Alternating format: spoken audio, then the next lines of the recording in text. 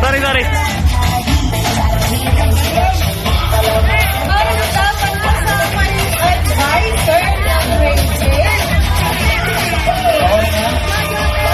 Wait lang, huwag ka malikot.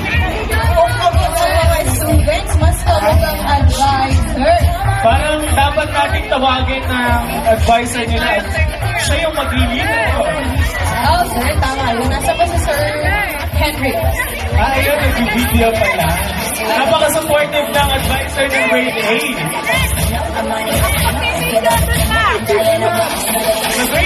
Sa grade 8!